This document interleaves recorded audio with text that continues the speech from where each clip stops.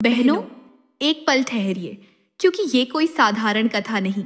ये है सावन के महीने की वो संपूर्ण कथा जिसे अगर आपने पूरे भाव से, पूरी श्रद्धा से सुन लिया तो हो सकता है इस सावन शिव जी की तीसरी आंख भी आपकी ओर प्रेम से खुल जाए और माँ पार्वती की ममता आपकी हर मन्नत को पूर्ण कर दे। कहते हैं, जो बहन इस पूरी कथा को आरंभ से अंत तक प्रेम पूर्वक सुनती है, उसके जीवन की हर उलझन, हर पीड़ा भोलेनाथ की कृपा से स्वयं सुलझने लगती है। तो चलिए बहनों, मन को शांत करें, हाथ जोड़ें और इस अद्भुत सावन कथा की गोदी में उतर चलें, जहां शिव पार्वती का दिव्य प्रेम और व्रत की शक्ति आपकी आत्मा तक पहुंच जाएगी। बहनों, सावन का महीना केवल बादलों की गरज और हरियाली की चादर नहीं लाता। यह तो वह अनुपम कालखंड है जब शिव और शक्ति के प्रेम की वर्षा संपूर्ण सृष्टि पर होती है। जब प्रकृति स्वयं एक वधू सी सजकर अपनी हर पत्ती, हर पुष्प और हर बूंद से कहती है, हे भोलेनाथ, हे शिव शंकर, हे कैलाशपति, मैं आज तुम्हारे स्वागत को तैयार हूं। सावन केवल ऋतु नहीं, यह तो एक आत्मा की पुकार है परमात्मा की ओर। और इस पुकार में सबसे पहले जो आवाज उठती है वह होती है माँ पार्वती की, उस प्रथम देवी की जिन्होंने अपने संपूर्ण अस्तित्व को शिव में विलीन करने के लिए न केवल जन्मों तक प्रतीक्षा की, बल्कि इस सावन जैसे अनगिनत ऋतुओं में अग्नि, वर्षा, वायु, भूख और व्रत सबका तप स्वीकार किया। तो चलो बहनों, आज की इस कथा की शुरुआत करें उस क्षण से जब सृष्टि का आरंभ भी नहीं हुआ था। हाँ, हम उस समय की बात कर रहे हैं जब न समय था न दिशा, बस एक शून्य था और उस शून्य के मध्य स्थित थे केवल आदि पुरुष महादेव। जब न आकाश था न धरती, केवल शिव थे। कहते हैं ब्रह्मा, विष्णु और महेश ये त्रिदेव सृष्टि के संचालन के लिए उत्तरदायी हैं। परंतु इन त्रिदेवों से भी पूर्व जब कुछ भी नहीं था, तब केवल एक चेतना थी, शिव। वे न स्त्री थे न पुरुष, वे न आदि थे न अंत। वे एक मौन गहराई से भरा अस्तित्व थे जिनके भीतर शक्ति साक्षात समाहित थी। शिव उस ध्यान का नाम है जहां प्रेम, त्याग और तपस्या एक साथ सांस लेते हैं, और शक्ति अर्थात पार्वती वह ऊर्जा है जो इस ध्यान को अर्थ देती है। जब परम शिव ने सृष्टि की रचना का संकल्प लिया, तब उन्होंने अपने भीतर समाहित शक्ति को प्रकट किया। उसी क्षण शक्ति ने सती रूप में जन्म लिया। सती जो स्वयं अविनाशी, अचल और अनन्य प्रेम की मूर्ति थी। उन्होंने अपनी तपस्या और भक्ति से शिव को प्राप्त करने का संकल्प लिया, परंतु प्रारंभ में सृष्टि ने उन्हें समझा नहीं। दक्ष प्रजापति, सती के पिता, उन्हें मात्र एक साधारण कन्या समझ बैठे और शिव को एक अघोरी, गोत्रहीन, असंस्कारी मानकर उनका अपमान कर बैठे। जब दक्ष ने विशाल यज्ञ का आयोजन किया और शिव को आमंत्रित नहीं किया, सती की आत्मा क्षुब्ध हुई। वो जानती थी कि यह अपमान केवल उनके पति का नहीं, बल्कि संपूर्ण तप का अपमान है। और तब यही कथा में आता है वो क्षण जिसे जानकर आज भी हर बहन की आंखें भीग जाती हैं। सती ने अग्निकुंड में प्रवेश कर आत्मदाह कर लिया, अपने प्रेम, आत्मसम्मान और शिव की मर्यादा के लिए। शिव विकराल हो उठे। उन्होंने वीरभद्र को उत्पन्न किया और संपूर्ण यज्ञ को भस्म कर दिया, परंतु फिर उन्होंने चुप्पी ओढ़ ली। उन्होंने सती के शव को कांधे पर लेकर संपूर्ण ब्रह्मांड में तांडव किया, ऐसा तांडव जिससे संपूर्ण जगत डगमगाने लगा। सती के जाने के बाद शिव मौन हो गए।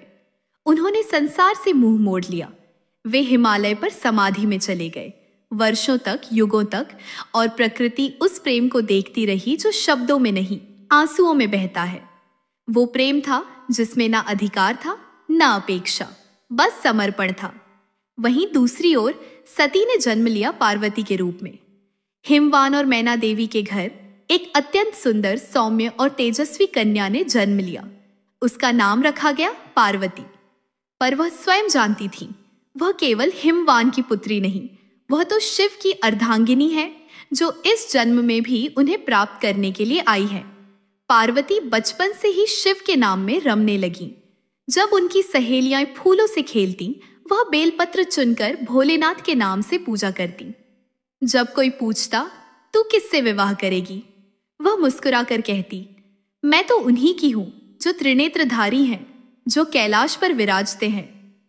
जब सावन का पहला बादल उनके गांव में गरजा, पार्वती बालिका थी। पर उस वर्षा में उन्होंने एक व्रत का आरंभ किया, सावन सोमवार व्रत। बहनें, क्या आप जानती हैं? सावन सोमवार व्रत का पहला संकल्प मां पार्वती ने ही लिया था। उन्होंने मिट्टी से भोलेनाथ की प्रतिमा बनाई, बेलपत्र अर्पण किए, कच्चे दूध से अभिषेक किया और 5 सोमवार तक निर्जल व्रत रखा, बस एक ही कामना के साथ, हे महादेव, यदि मेरा प्रेम सच्चा है तो आप मुझसे पुनः मिलेंगे, चाहे युगों लग जाए। पार्वती का प्रेम केवल शिव को नहीं, संपूर्ण सृष्टि को स्पर्श करता गया। जब वे व्रत करती, पक्षी चुप हो जाते, फूल खिलने लगते और नदी भी उनके चरण धोने को उमड़ पड़ती। यह भक्ति केवल तप नहीं थी, ये एक स्त्री की पुकार थी उस पुरुष के लिए जो संसार से अलग है, पर उससे ही उसका अस्तित्व जुड़ा है। एक दिन हिमालय की गुफा में शिव की आंख खुली। कहते हैं एक दिन शिव समाधि में थे। उनके भीतर से एक कंपन उठा, एक ऐसी भावना जो वर्षों से विलुप्त थी, किसी के प्रेम का कंपन। उन्होंने ध्यान में देखा एक कन्या जो दिन रात उनकी पूजा कर रही है, जो वर्षा में भीगती है, धूप में तपती है, पर विचलित नहीं होती। शिव मुस्कुराए। उन्होंने पहली बार सावन की हवा को महसूस किया और कहा, शक्ति लौट आई है। शिव ने जब ध्यान में पार्वती को देखा, उनकी आंखें बंद थीं, पर भीतर कुछ कांप उठा था। वो जो वर्षों से निश्चल थे, जिनका हृदय सती के वियोग में पत्थर बन गया था, वो अब धीरे धीरे पिघलने लगा। उनकी रुद्र ऊर्जा स्थिर हुई और प्रेम ऊर्जा धीरे धीरे उभरने लगी। उनके भीतर एक भाव उठ रहा था, कौन है यह कन्या जो मुझे इतने वर्षों बाद भी नहीं भूली? शिव ने नंदी को बुलाया, गणों को इशारा किया और पहली बार हिमालय के उस क्षेत्र की ओर दृष्टि डाली जहां एक तपस्विनी कन्या एकाग्र चित्त से शिव मंत्र का जाप कर रही थी। पार्वती का हर दिन भोलेनाथ के नाम से आरंभ होता। सुबह वह सबसे पहले बेलपत्र चुनती, इतनी भक्ति से जैसे हर पत्र में अपना हृदय अर्पित कर रही हो। फिर शुद्ध जल, कच्चा दूध, दही और शहद से एक छोटा सा लोटा भरती और मिट्टी से बने शिवलिंग को स्नान कराकर अपना सोमवार व्रत शुरू करती। उनकी साधना इतनी सुंदर और समर्पित थी कि फूल अपने आप उनके चरणों में गिर जाते, गंगा की लहरें बहते हुए रुक जाती और स्वयं हिमालय की हवाएं शीतल हो जाती। उनके वस्त्र साधारण होते, भोजन न के बराबर और वाणी मौन। फिर भी उनकी आंखों में एक ज्वाला थी जो केवल एक स्त्री के प्रेम में हो सकती है, जो किसी को पाने के लिए अपने अस्तित्व तक को मिटाने को तैयार होती है। एक दिन सावन की घनघोर वर्षा हो रही थी, बिजली गरज रही थी, वृक्ष कांप रहे थे और घाटियां जल से भरने लगी थी। पर पार्वती, उस तेजस्विनी कन्या ने निर्जल व्रत का संकल्प लिया। वह हिम गुफा के सामने बैठी और शिव के ध्यान में तल्लीन हो गई। उनके चारों ओर पानी भर रहा था, हवा चीख रही थी, पर उनकी पलकें भी नहीं झपकी। शिव कैलाश पर ध्यान में थे, पर आज इस वर्षा में, इस सावन में उन्हें सती की याद नहीं आई, उन्हें गौरी दिखी। उनका चेहरा वही था, पर अधिक नर्म, अधिक करुणामयी और आंखों में वह अनंत प्रेम जो सागर को भी शांत कर दे। शिव की जटाओं से गंगा झरने लगी और उन्होंने कहा, यदि यह वही शक्ति है जो मुझे पाने को जन्म जन्म का संकल्प ले चुकी है, तो मैं क्यों मौन हूं? मुझे जाना होगा, मुझे उसे पहचानना होगा। शिव ने समाधि तोड़ी, उनकी आंखें खुली और समस्त कैलाश लोक गूंज उठा। नंदी, भृंगी, गण, किन्नर सब समझ गए कि शिव के भीतर फिर से सृजन का संकल्प जाग गया है।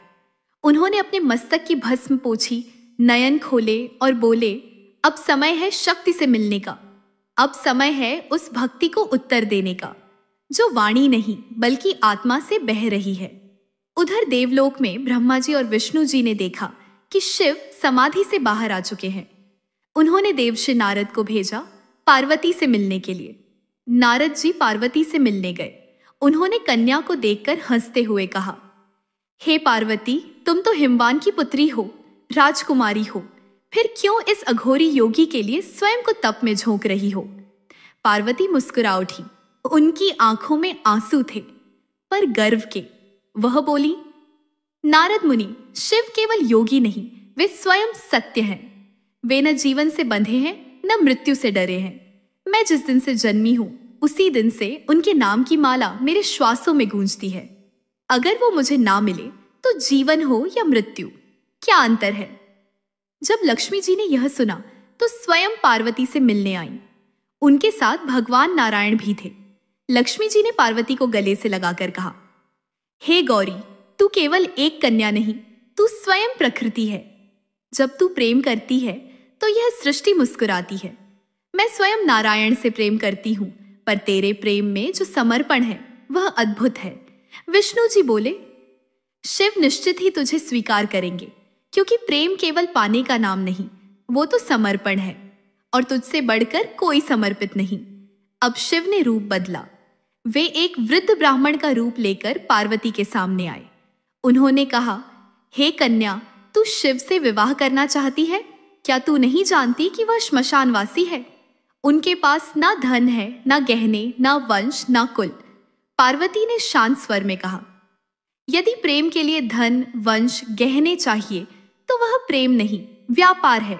मैं शिव से प्रेम करती हूं, क्योंकि वे सत्य हैं और सत्य से बड़ा कोई श्रृंगार नहीं। शिव मुस्कुराए और उसी क्षण उन्होंने अपना असली रूप प्रकट किया। त्रिनेत्र, जटाएं, गंगा, चंद्र, नाग, डमरू और वह अद्भुत तेजस्विता। पार्वती की आंखें नम हो गईं। शिव बोले, हे गौरी, अब मैं तुम्हें परीक्षा में नहीं डालूंगा। तू सती थी, तू पार्वती है, और अब तू मेरी शक्ति बनकर मेरे साथ सदा रहेगी। जैसे ही शिव और पार्वती का मिलन हुआ, सावन की वर्षा रुक गई। आकाश में इंद्रधनुष खिल गया। कैलाश पर्वत पर पुष्पों की वर्षा होने लगी और सृष्टि ने पहली बार शिव और शक्ति का पुनर्मिलन देखा। सावन के एक अद्भुत सोमवार को सखियों, पार्वती जब शिव के असली रूप को देखती है, उनके नेत्रों से अश्रुधारा बह रही होती है। कई जन्मों की तपस्या, कई वर्षों की प्रतीक्षा, हर सावन की एक एक बूंद, आज जाकर पार्वती के जीवन की पूजा को स्वीकार्यता मिली थी। शिव कुछ नहीं कहते, वे बस पार्वती के हाथों को थाम लेते हैं, और यह वह स्पर्श होता है जहां सृष्टि का पहला मौन वचन जन्म लेता है। शब्द नहीं चाहिए पार्वती, तू मेरी सांसों में थी, मेरी जटाओं की उलझनों में थी, तू ही मेरी तंद्रा थी, तू ही मेरी तृष्णा। अब जब तू आई है तो मैं संपूर्ण हूं। पार्वती और शिव के इस पुनर्मिलन पर संपूर्ण त्रिलोक में उत्सव छा जाता है। ब्रह्मा, विष्णु, लक्ष्मी, नारायण सभी कैलाश पर आते हैं। देवगण, आर्षि, अप्सराएं, गंधर्व सब मंगलगान करते हैं। सप्तर्षि प्रणाम करते हैं और कहते हैं, आज सावन का यह दिन केवल ऋतु नहीं, यह स्वयं शिव शक्ति का योग है। यह दिन आज से युगों तक स्त्रियों द्वारा व्रत के रूप में पूजित होगा। यही वह दिन है जब शिव ने प्रेम को पुनः अपनाया और पार्वती को संसार को भक्ति का आदर्श बनाया। अब कैलाश पर चलती हैं विवाह की तैयारियां। किन्नर शिव की बारात सजाते हैं। विष्णु जी पार्वती के कन्यादान कर्ता बनते हैं। लक्ष्मी माता विवाह मंडप सजाती हैं। नंदी और गण विवाह का संगीत गाते हैं। शिव स्वयं बेलपत्र और त्रिपुंड से मंडप को अलंकृत करते हैं। और सावन की वर्षा, वो तो मानो प्रेम के आशीर्वाद में झूम रही होती है। हर वृक्ष, हर पत्ता, हर पुष्प जय शिव शक्ति का जप कर रहा होता है। रात की चांदनी में शिव और पार्वती एक साथ बैठते हैं। चारों ओर दीप जले हुए हैं। कैलाश पर सजीवता है, पर भीतर एक शांत प्रेम। पार्वती पूछती हैं, स्वामी, क्या आपने कभी मुझे चाहा था जब मैं वर्षों तक तप में लगी रही? शिव मुस्कुराकर उत्तर देते हैं, पार्वती, तुम जब जंगल में तप कर रही थी, मैं हर वृक्ष की छाया में था। जब तुम वर्षा में भीग रही थी, मैं हर बूंद में था। जब तुम निर्जल उपवास करती थी, मैं तुम्हारे भीतर बैठा तुम्हारा संकल्प पीता था। तुम मुझे पाना नहीं चाहती थी, तुम मुझे पहचान रही थी, और अब मैं तुम्हारा हूं। तभी आकाश से एक वाणी होती है, आज से सावन का प्रत्येक सोमवार स्त्रियां शिव के लिए व्रत रखेंगी और पार्वती जैसा प्रेम पाना चाहेंगी। जो स्त्री श्रद्धा से यह व्रत रखेगी, वह पार्वती के समान सौभाग्यशाली होगी। जो पुरुष इस व्रत में सच्चे प्रेम से शिव का ध्यान करेगा, उसे अपने जीवन की शक्ति मिलेगी, और उसी दिन 16 सोमवार व्रत की परंपरा जन्म लेती है। शिव के संग परिणय सूत्र में बंधने के बाद भी सावन का अगला सोमवार आया। पार्वती ने फिर व्रत किया। शिव ने पूछा, अब भी? पार्वती ने कहा, व्रत केवल पाने के लिए नहीं होता, यह निभाने के लिए भी होता है। अब मैं तुम्हें अपने भीतर बनाए रखने का व्रत रखूंगी, ताकि तुम्हें कभी मेरे बाहर ढूंढना ना पड़े। शिव मौन हो गए। उन्होंने पार्वती के चरणों में पुष्प चढ़ाए और कहा, अब मैं स्वयं तुम में वास करूंगा और तुम्हारे प्रत्येक रूप की पूजा पृथ्वी पर होगी। एक दिन लक्ष्मी और नारायण भी कैलाश आए। वहां पर बैठकर शिव, पार्वती और लक्ष्मी नारायण के बीच अद्भुत संवाद हुआ। प्रेम, त्याग, स्त्री की गरिमा, पुरुष का कर्तव्य, इन सब विषयों पर चर्चा हुई। लक्ष्मी बोली, प्रेम में सबसे कठिन कार्य है प्रतीक्षा, और पार्वती ने वह भी की। पार्वती ने उत्तर दिया, प्रेम में सबसे सुंदर कार्य है मौन समर्पण, और लक्ष्मी, वह तुम्हारा गुण है। विष्णु और शिव ने एक दूसरे को देखा और कहा, जिनके साथ शक्ति है वही सच्चा भगवान है। कैलाश पर एक बार पार्वती ने पूछा, स्वामी, सावन का यह व्रत इतना पवित्र क्यों है? शिव बोले, क्योंकि इस मास में प्रकृति स्वयं भक्ति करती है। वर्षा उसकी आंसू है, हरियाली उसकी श्रद्धा है। जब प्रकृति शिव को भजती है, तब मनुष्य को भी अवसर मिलता है मेरे निकट आने का। और तब से आज तक, आज भी जब सावन की पहली फुहार गिरती है, तो हर स्त्री के मन में पार्वती जगती है। हर पेड़ पर बेलपत्र उगता है और हर मंदिर में शंख बजता है, क्योंकि यह महीना नहीं, पार्वती के समर्पण, शिव के स्वीकार और प्रेम की पुनः प्राप्ति का उत्सव है। कैलाश पर्वत की गोद में सावन की रिमझिम बूंदों ने जब धरती को भिगोना शुरू किया, तब वहां की हवाओं में एक अजीब सी शांति और माधुर्य भर गया। गंगा की कलकल ध्वनि मंद पड़ गई थी, मानो शिव पार्वती के प्रेम की कथा सुनने के लिए स्वयं वह भी स्थिर हो गई हो। मंदार पर्वत की गुफाओं में हर तरफ से बस एक ही स्वर गूंजता था, हर हर महादेव। पार्वती माँ शिव के समीप बैठी थीं और उनके हाथों में बेलपत्र की थाली थी। वह थाली बहुत सुंदर थी। उसमें बेलपत्र, दूध, शहद, अक्षत, सफेद चंदन और छोटे छोटे पुष्प थे, जो स्वयं प्रकृति ने उनके चरणों में समर्पित कर दिए थे। पार्वती बोली, स्वामी, ये सावन मास मुझे इतना प्रिय क्यों लगता है? इसका कारण क्या है? महादेव मुस्कुराए। वह मुस्कान न सिर्फ पार्वती को, बल्कि सृष्टि के हर अंश को भीतर तक छू गई। शिव बोले, उमा प्रिय, सावन सिर्फ ऋतु नहीं, ये तो हमारी मिलन लीला का प्रतीक है। जब जब यह मास आता है, हर भक्त अपने भीतर हम दोनों की कथा को अनुभव करता है। तुमने मुझसे 108 जन्मों की तपस्या के बाद विवाह पाया, और हर सावन वह प्रेम फिर से जी उठता है। पार्वती की आंखें भर आईं, पर वह आंसू दुख के नहीं, बल्कि संपूर्णता के थे। बहनों, एक दिन पार्वती जी ने शिव से कहा, नाथ, क्यों न हम सावन मास के इन दिनों में अपने भक्तों को कुछ विशेष कृपा प्रदान करें। जो तुम्हारा नाम ले, मैं उसकी रक्षा करूं। जो मेरी पूजा करे, तुम उसकी इच्छा पूर्ण करो। और जो हम दोनों की कथा प्रेम से सुने, उसे हम दोनों ही अपना बना ले। शिव ने कहा, तथास्तु। जो भक्त सावन में एक समय भी इस कथा को सुनेगा, उसके हृदय में हम निवास करेंगे। कैलाश पर्वत पर तुलसी के पौधे स्वयं महकने लगे। केले के वृक्षों से सुनहरी किरणें निकलने लगीं। लक्ष्मी जी, जो विष्णु भगवान के समीप क्षीर सागर में विराजती थीं, वह भी उस कथा को सुनने के लिए आ गई। लक्ष्मी जी ने पार्वती माँ के चरणों में प्रणाम किया और कहा, माँ, आपकी कथा ही वह अमृत है जिसे मैं सदा अपने वैकुंठ में लाना चाहती थी। पार्वती मुस्कुराई और उन्हें हृदय से लगा लिया। वहीं भगवान नारायण भी प्रकट हुए और शिव से बोले, प्रभु, आपकी यह सौम्य लीला ब्रह्मा, विष्णु, महेश की त्रयी को भी विस्मित कर देती है। शिव बोले, नारायण, इस संसार में प्रेम से बड़ा कोई ज्ञान नहीं, और सावन वह अवसर है जब प्रेम, तपस्या और त्याग तीनों का संगम होता है। इसी सावन मास में एक बालिका भावना ने शिव को पाने की प्रबल इच्छा से व्रत करना शुरू किया। वह प्रतिदिन एक बेलपत्र लेकर जंगल जाती और शिवलिंग पर चढ़ाती। उसका मन निर्मल था और उसकी आंखों में बस शिव का नाम था। एक दिन बारिश इतनी अधिक हुई कि भावना रास्ते में फिसल गई और उसके हाथ से बेलपत्र गिर गया। वह रोने लगी। हे शिव, आज मैं बेलपत्र नहीं चढ़ा सकी, क्या मेरा व्रत अधूरा रह गया? तभी सामने एक तेज प्रकाश हुआ और स्वयं शिव वहां प्रकट हुए। शिव ने कहा, हे पुत्री, जो प्रेम से रोता है वह भी मेरी आराधना करता है। आज तूने बेलपत्र नहीं चढ़ाया पर अपने हृदय को अर्पण कर दिया, यही सबसे बड़ा पुष्प है। उस दिन से भावना को भक्त राजा की उपाधि मिली और उसने एक कन्या के रूप में संपूर्ण गांव को भक्ति का मार्ग दिखाया।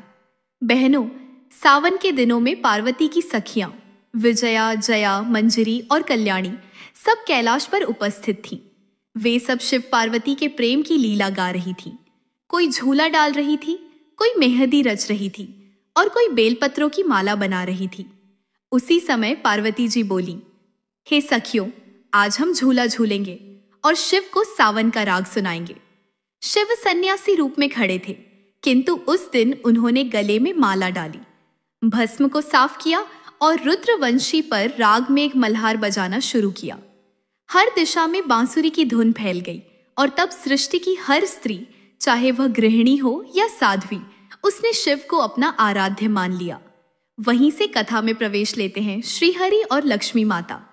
लक्ष्मी बोली, प्रभु, मुझे अब सावन में आपके साथ शिव पार्वती की लीला का साक्षी बनना है। नारायण मुस्कुराए, लक्ष्मी, सावन में भक्ति का रूप स्त्री स्वरूप होता है और इस लीला को हर नारी जब सुनेगी तब उसमें पार्वती का अंश जागृत होगा। सखियों, सावन की रिमझिम फुहारों से कैलाश में फिर एक नई चेतना भर गई थी। पार्वती जी ने अपने करकमलों से शिवजी के जटाओं में गंगा जल चढ़ाया। वह जल मानो केवल जल नहीं था, वह उनके मन की आस्था, वर्षों की तपस्या और सृष्टि को संजोने का भाव था। शिवजी ने मन स्मित से उनकी ओर देखा। उमा, उन्होंने कहा, क्या तुम्हें याद है जब तुमने पहली बार मुझसे मिलने की प्रार्थना की थी तो तुम्हारा मन भी सावन के बादलों की तरह भारी था? पार्वती जी मुस्कुरा उठी।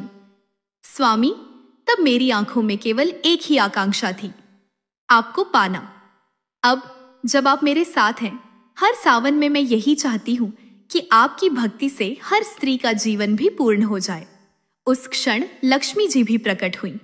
उन्होंने कमल की माला से पार्वती जी को अलंकृत किया और बोली, बहन, जब कोई स्त्री प्रेम, समर्पण और तप के मार्ग पर चलती है तो वह स्वयं लक्ष्मी बन जाती है।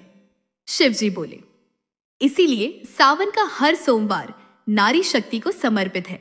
जब कोई बहन इस माह में उपवास करती है तो केवल पति की दीर्घायु नहीं बल्कि संपूर्ण जगत की ऊर्जा को संतुलित करती है। ग्राम नलिनीपुर में एक नवविवाहिता थी, आर्या। वह अत्यंत श्रद्धालु, भोलेनाथ की परम भक्त। पहला सावन था उसका ससुराल में और उसने व्रत किया 16 सोमवार का। लेकिन उसके घर की स्थिति ठीक नहीं थी। पति का व्यापार डूब चुका था, सास ससुर उसे ताने देते और आर्या के जीवन में कोई उजास न था। फिर भी हर सोमवार वह तुलसी के पौधे के नीचे दीप जलाकर भोलेनाथ से कहती, हे त्रिपुरारी, अगर आपने मेरी मां पार्वती की पुकार सुनी थी तो मेरी पुकार भी सुनिए।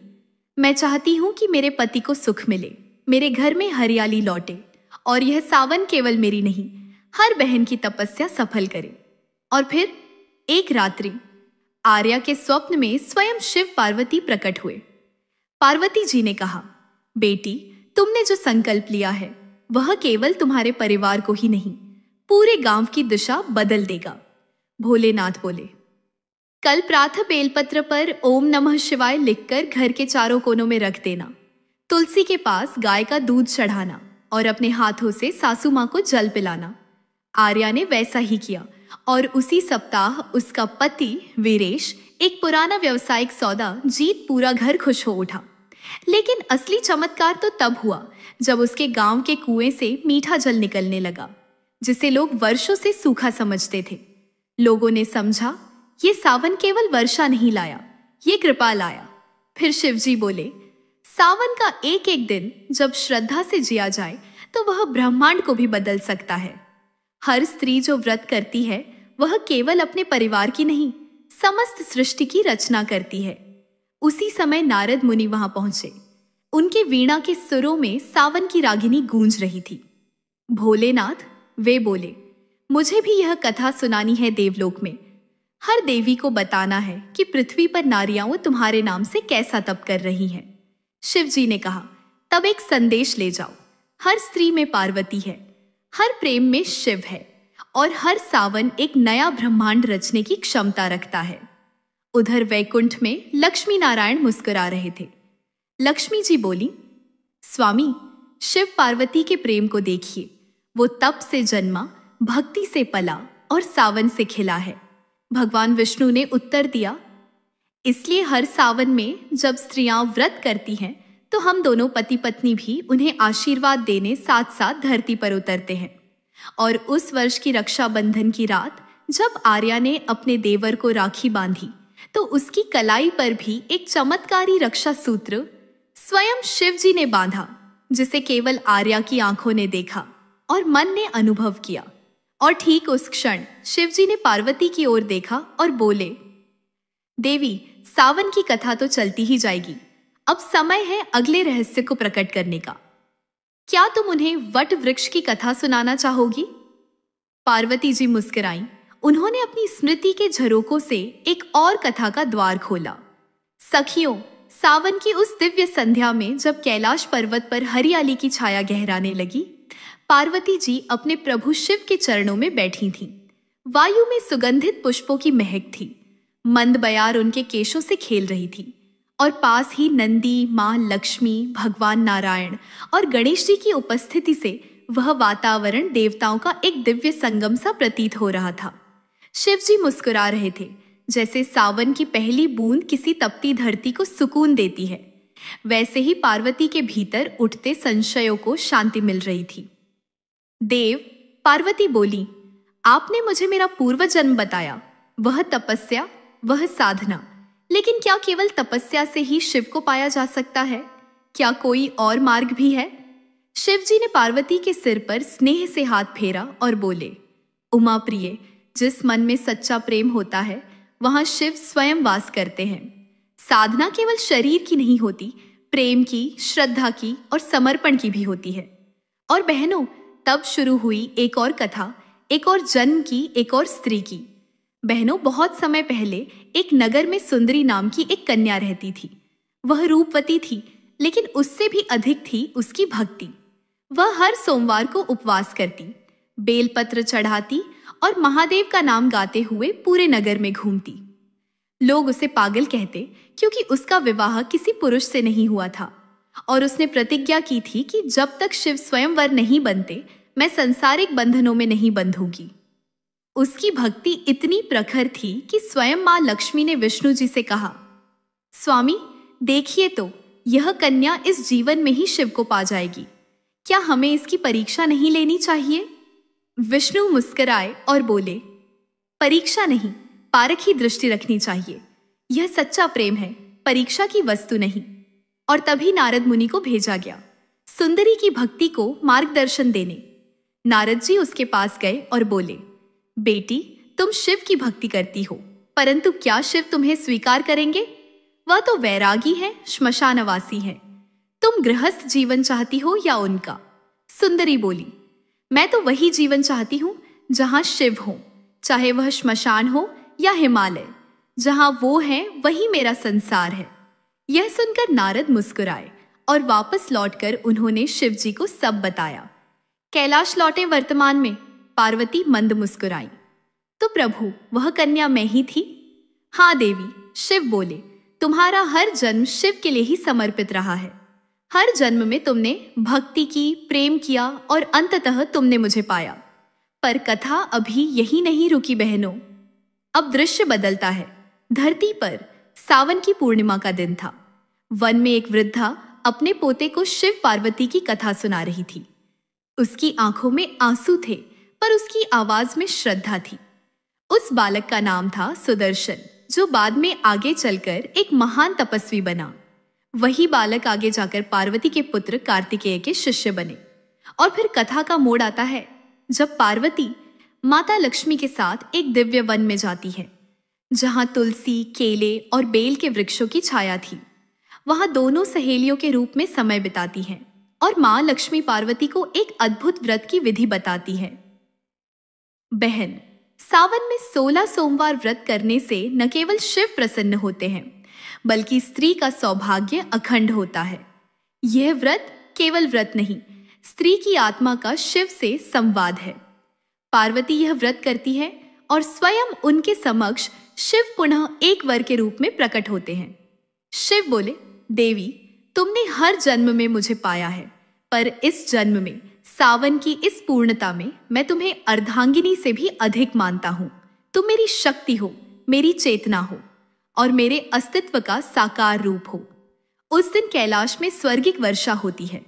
लक्ष्मी नारायण, ब्रह्मा, सरस्वती, गणेश और कार्तिकेय सभी उस पावन मिलन के साक्षी बनते हैं और तब मां पार्वती के मुख से वह अमृतमय वाक्य निकलता है, हर स्त्री में पार्वती है और हर प्रेम में शिव। सावन न केवल वर्षा का मास है, यह आत्मा के शिव से मिलन का मास है। और जब हिमालय की उस शीतल गुफा में पार्वती जी के नेत्रों से सावन की हरियाली के रंग टपकने लगे, तब शिव शंभु ने मंद मुस्कान से उनकी ओर देखा और बोले, देवी, इस संसार में तुम ही वह शक्ति हो जो प्रत्येक ऋतु को भाव देती हो, पर सावन, यह तो तुम्हारे अंतर्मन का प्रतिरूप है। हर बादल में तुम्हारे मन की व्याकुलता है, हर बूंद में तुम्हारी तपस्या की ध्वनि, और जब यह हरियाली फैलती है तो लगता है मानो तुम्हारी प्रेम गाथा पृथ्वी पर उतर आई हो। पार्वती मुस्कुरा दी। उनका चेहरा ऐसे दमक रहा था जैसे वर्षा की पहली किरण में कमल खिला हो। स्वामी, पार्वती ने मधुर स्वर में कहा, क्या आपको याद है वो सावन जब मैंने पहली बार आपको सावन सोमवती का व्रत किया था? उस व्रत में मैंने न केवल व्रत की विधि निभाई थी, बल्कि अपनी आत्मा तक को अर्पित कर दिया था। भोलेनाथ की आंखें पल भर को बंद हो गई और स्मृतियों की एक अमृत धारा बहने लगी। कैलाश से बहुत नीचे मृत्युलोक की एक छोटी सी कुटिया में बैठी पार्वती तपस्या कर रही थी। ओम नमः शिवाय, ओम नमः शिवाय। उनकी जिह्वा से जैसे सावन की बूंदें झर रही थीं। हर सोमवार को वे बेलपत्र चढ़ाती, बिना अन्न, केवल जल से उपवास। वृक्षों की छाया में बैठकर मिट्टी से बनी शिवलिंग की पूजा करती और हर बार जब वर्षा की एक बूंद उनकी काया को छूती तो वे यही कहती, हे महादेव, मेरी यह पूजा तब तक अधूरी है जब तक आप स्वयं आकर इसे स्वीकार न करें। उस समय कैलाश में दिव्य गतिविधि हो रही थी। लक्ष्मी जी नीलवर्णा कमलासन पर आसीन होकर श्रीहरि के साथ शिवालय आईं।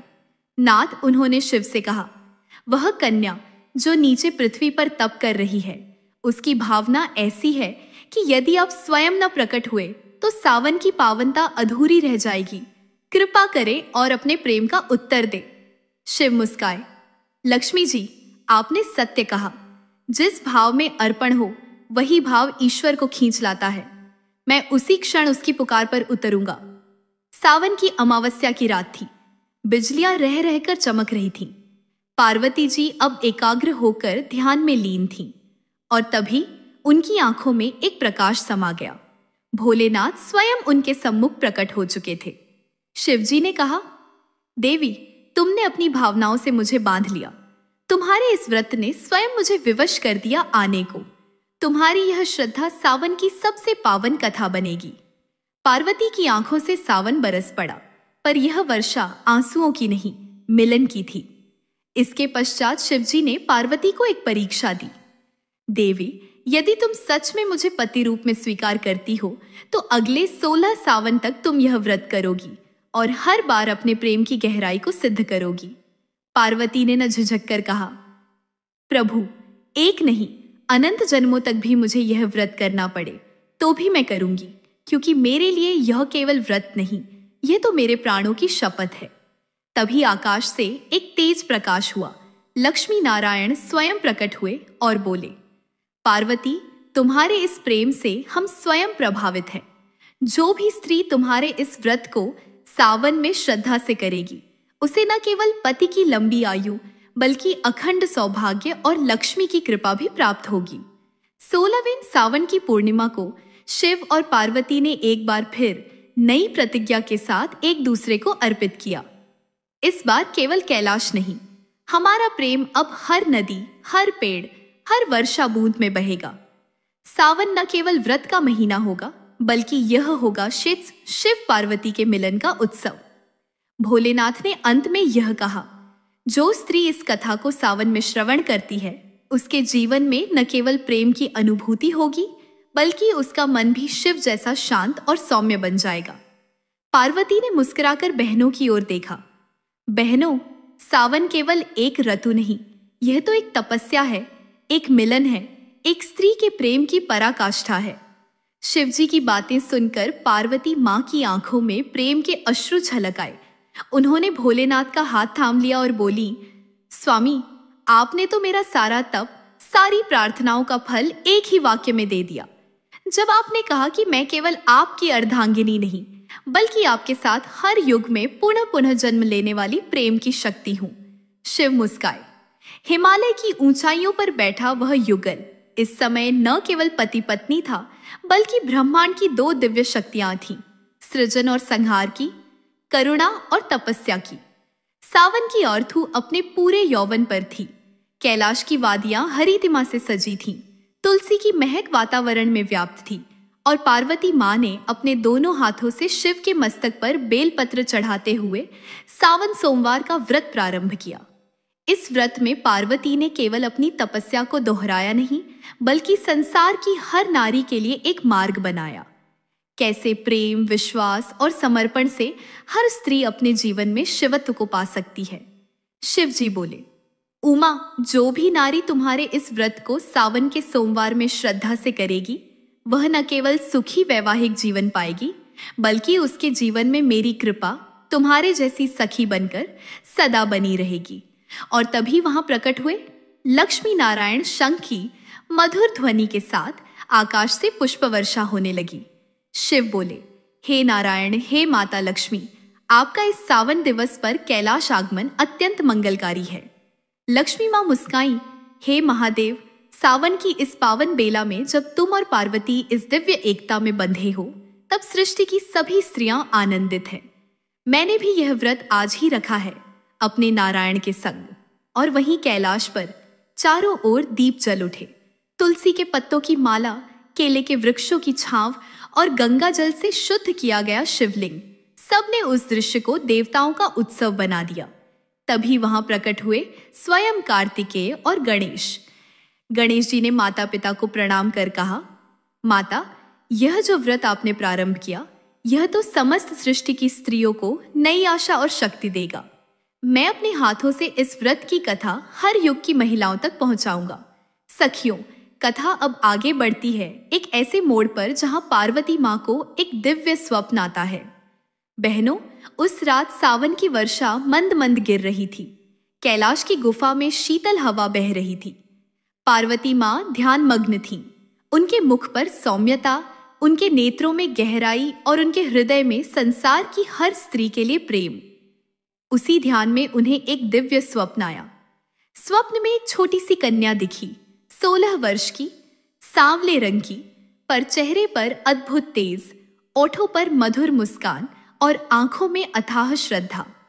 वो कन्या किसी छोटे गांव के शिव मंदिर में खड़ी थी और पूरे श्रद्धा से सावन सोमवार का व्रत कर रही थी।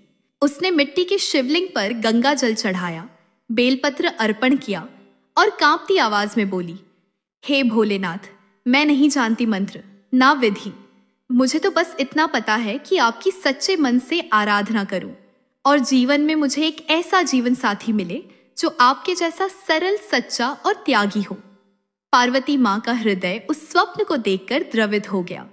उसी समय उन्होंने अनुभव किया, यह कन्या कोई साधारण नहीं बल्कि आने वाले युगों की लाखों करोड़ों नारियों की प्रतीक है जो सावन में शिव को पूजेंगी।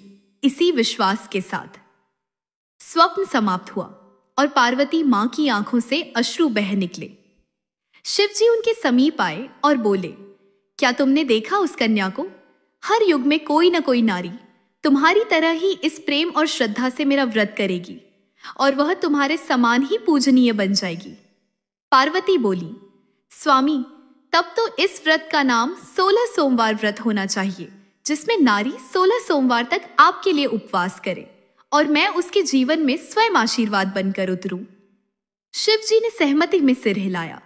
और उसी समय आकाश से एक दिव्य ध्वनि गूंजी, जो स्त्री 16 सोमवार का यह व्रत श्रद्धा और प्रेम से करेगी, उसे पति रूप में शिव जैसा पुरुष मिलेगा और उसका जीवन सुख, प्रेम और शांति से भर जाएगा। अब कथा में प्रवेश होता है एक गांव की विधवा स्त्री का, जो अपने जीवन की कठिनाइयों के बावजूद शिव जी के प्रति अटूट श्रद्धा रखती है। उसका नाम था सत्यवती। वह हर सोमवार को नदी किनारे जाकर शिवलिंग की पूजा करती, अपनी सूनी मांग में अक्षत रखकर बस यही प्रार्थना करती, हे महादेव, मुझे कोई वर नहीं चाहिए, बस इतना आशीर्वाद दीजिए कि मेरी बेटी को आपके समान सौभाग्यशाली जीवन साथी मिले। शिव और पार्वती कैलाश से यह देख रहे थे। पार्वती मुस्काई और बोली, स्वामी, सत्यवती जैसी माताएं ही इस व्रत को जन जन तक फैलाएंगी। शिव बोले, और तब मेरा व्रत केवल तप नहीं, बल्कि मातृत्व, प्रेम और विश्वास का उत्सव बन जाएगा। सत्यवती की पुत्री आर्या एक तेजस्वी सादगी भरी कन्या थी। उसके मन में न कोई स्वप्निल राजकुमार था, न कोई ऐश्वर्य की लालसा, बस भोलेनाथ की छवि ही थी उसके हृदय में। माँ सत्यवती उसे हर सोमवार तड़के उठाकर नदी किनारे ले जाती, जहां मिट्टी से शिवलिंग बनाकर वे माँ बेटी मिलकर पूजा करती। आर्या के हाथों में कांपते हुए फूल होते और ओठों पर बस एक प्रार्थना, भोलेनाथ, आप जैसे सरल, सत्य और समर्पित वर मुझे भी दीजिए। मेरे जीवन में सच्चा प्रेम दीजिए, जैसा माँ पार्वती को मिला। शिव पार्वती कैलाश से इस दृश्य को देखकर आशीष देने लगे। पार्वती माता बोली, स्वामी, देखिए कितनी मासूमता से ये कन्या मुझे ही अपनी आदर्श मानती है। क्या इसे अब आपकी कृपा का समय नहीं आ गया? शिव मुस्कुराए, इस कन्या की तपस्या पूरी है, अब इसे मैं वही दूंगा जो इसे भावों से मांगा है, एक सच्चा, निर्मल, मेरा ही अंश। इधर गांव में एक और युवक था, नीलकांत, एक अनाथ जो मंदिर में पला था और भक्ति में ही बड़ा हुआ। उसका हृदय भी शिव में ही रमा रहता और सावन के सोमवार उसके लिए त्योहारों जैसे होते। एक सोमवार की सुबह जब आर्या नदी किनारे पूजा कर रही थी, वहीं पास में नीलकांत शिवलिंग पर अभिषेक कर रहा था। दोनों के नेत्र सहसा मिले और कुछ क्षणों को समय थम गया। ना कोई वासना थी, ना कोई आग्रह, बस एक मधुर शांति, जैसे दो आत्माएं अपने स्रोत को पहचान रही हो। पार्वती ने शिव से कहा, स्वामी, क्या अब समय आ गया कि इन दोनों को जीवन साथी बना दिया जाए? शिव बोले, हाँ देवी, यह मिलन कोई संयोग नहीं, यह मेरे व्रत का फल है, यह सावन की तपस्या की परिणति है। उसी रात आर्या को स्वप्न आया, जिसमें माता पार्वती स्वयं आकर बोली, बेटी, तेरी श्रद्धा ने शिव को प्रसन्न किया है। तेरे जीवन में जो प्रेम आएगा वह संसार के हर प्रेम से ऊंचा होगा, क्योंकि वह त्याग और भक्ति पर आधारित होगा। नीलकांत तुम्हारा अपना शिवांश है। सुबह होते ही गांव में एक चमत्कार घटा। मंदिर के पुजारी ने स्वयं सत्यवती से आकर कहा, देवी, यह प्रस्ताव स्वर्ग से आया लगता है। नीलकांत और आर्या का विवाह शिव पार्वती की इच्छा है। गांव में उत्सव सा माहौल छा गया। बिना किसी बंधन के, बिना दहेज, बिना आडंबर, शुद्ध प्रेम और भक्ति पर आधारित विवाह हुआ। विवाह की वेदी पर जब आर्या और नीलकांत ने शिवलिंग के सामने प्रण लिया, तब आकाश से फूल बरसे और मंदिर की घंटियां अपने आप बजने लगी। बहनों, सावन की यह कथा अब एक चमत्कारी रूप में प्रवेश कर रही है। अब मैं आपको सुनाऊंगी एक रानी की 16 सोमवार व्रत की अद्भुत कथा। सखियों, राजधानी के उत्तर दिशा में स्थित एक समृद्ध राज्य था, जहां की महारानी प्रियदर्शनी वर्षों से संतान की प्राप्ति के लिए तरस रही थी। राजा बलवान, धर्मपरायण और प्रजावत्सल थे, परंतु उनके जीवन में वह अधूरापन बना हुआ था, एक संतान की कमी जो उनके वंश को आगे बढ़ा सके। महारानी प्रतिदिन मंदिर जाती, संतों से आशीर्वाद लेती, यज्ञ हवन करवाती, किंतु गर्भ में कभी कोई संतान न ठहरती। एक दिन वे महल के पीछे स्थित शिवकुंड पर ध्यानस्थ बैठी थीं, जहां एक वृद्धा उन्हें मिली, झुकी कमर लेकिन नेत्रों में ज्योति। वृद्धा मुस्कुराकर बोली, माता, क्या तुम जानती हो कि सावन मास चल रहा है और सावन में जो स्त्री 16 सोमवार का व्रत करती है उसे शिव जी स्वयं वरदान देते हैं। तुम्हें भी यही व्रत करना चाहिए। महारानी ने श्रद्धा से वृद्धा के चरण पकड़े और कहा, माता, कृपा करिए, मुझे इस व्रत की विधि बताइए। वृद्धा ने स्नेहपूर्वक बताया, हर सोमवार प्रातः स्नान करके स्वच्छ वस्त्र धारण करो, शिवलिंग पर बेलपत्र, अक्षत, जल, दूध अर्पण करो, दिन भर व्रत रखो, शाम को शिव पार्वती की कथा सुनो, रात्रि में ओम नमः शिवाय का जाप करते हुए सो, और ऐसा 16 सोमवार तक करो। फिर अंत में ब्राह्मण भोजन, दान और कथा उद्यम करके व्रत का समापन करो। महारानी ने उसी क्षण प्रण लिया, जब तक मेरे अंचल में शिव की कृपा से पुत्र रत्न नहीं आता, तब तक मैं प्रत्येक सोमवार व्रत करूंगी और हर बार शिव पार्वती की कथा स्वयं गाऊंगी।